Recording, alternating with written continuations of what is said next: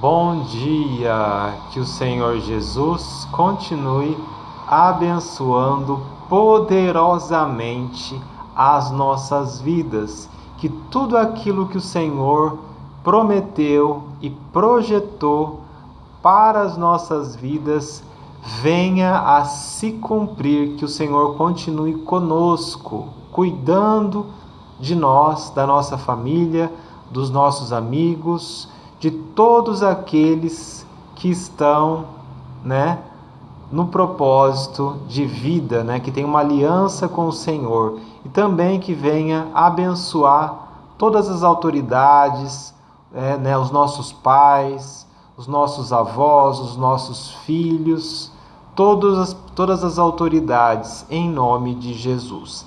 A palavra de hoje está aqui em Mateus, no capítulo de número 13, aqui no verso de número...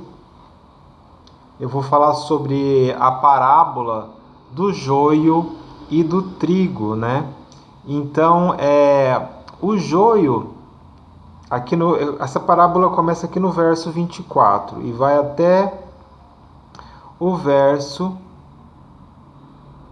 Eu estou localizando aqui até o verso de número 32, Depois você dá uma estudada sobre isso se você quiser. Essa parábola do joio e do trigo diz que o trigo ele tem raízes profundas, E o joio não. O joio ele é meio que um parasita do trigo, Então, se a gente arrancar, porque o joio ele cria raízes, meio que abraçando ali as raízes do trigo. Então, se a gente arrancar o joio, vai estar machucando, o trigo. Então, Deus às vezes permite, que o joio ele cresça junto, fique junto com o trigo, E aqui no verso de número 28 do capítulo 13 de Mateus diz o seguinte: devemos arrancar o joio? Então, se a gente arrancar o joio de uma plantação, e justamente pelo fato dele crescer abraçado nas raízes do trigo, se a gente arranca o joio, que o joio é o quê? É uma planta que não tem frutos, que não tem benefício nenhum, que não produz. O joio não produz, ele é um parasita. Então, se a gente arrancar o joio que está abraçado na raiz do trigo, ele vai estar machucando, prejudicando, o trigo. E aí perguntaram nessa parábola, devemos arrancar o joio? No verso 29, não. Porque ao tirar o joio, vocês poderão arrancar com ele o trigo. Deixem o joio e o trigo crescerem juntos até a colheita. Então, no dia da colheita, aí sim, vai ser arrancado o joio, E geralmente lá em Israel,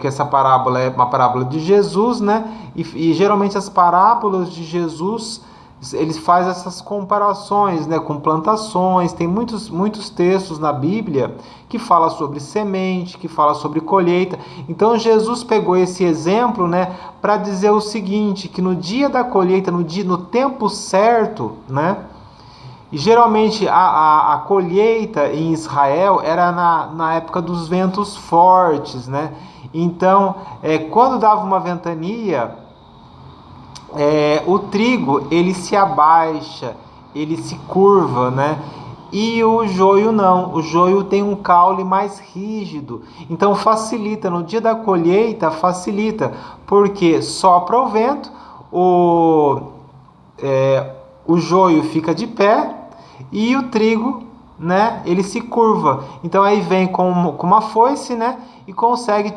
separar o joio do trigo com facilidade, vai cortar somente, vai machucar, somente o joio, vai cortar o caule rígido do joio, né? Então Deus tá ensinando o que através dessa palavra? Que a gente não seja como o joio, que a gente se curve, né, ao Espírito, porque o vento, a ventania representa o Espírito. Então, quando sopra o vento do Espírito, a gente vai o quê? Vai se curvar à vontade de Deus. Que a gente se curve à vontade de Deus, que a gente seja humilde na presença do Espírito, do vento do Espírito, né? Que não venhamos a ser rígido, né? Como é o joio, né? Para que não venhamos a ser feridos por Deus, porque Deus vai cortar. Quem não se curvar vai ser cortado, né? E aqui está dizendo exatamente isso no verso 30, né? Separem primeiro o joio, e o amarrem em feixes para ser queimado, e depois juntem o trigo e o guardem no depósito, né? Então a gente vê o quê? Que o joio vai ser cortado primeiro e vai ser queimado, mas o trigo vai ser guardado no depósito. Então vamos, né, estar entre o trigo, né? Vamos estar entre o trigo, em nome de Jesus.